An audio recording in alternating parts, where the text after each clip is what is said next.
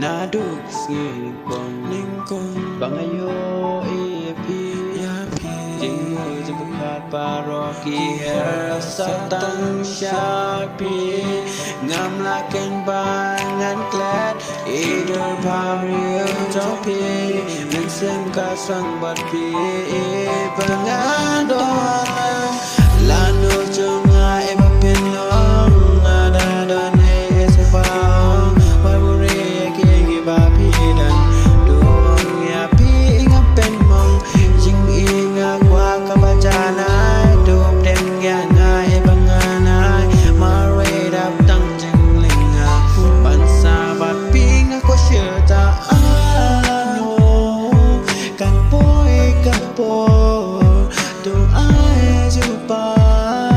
Yang ada kepasyai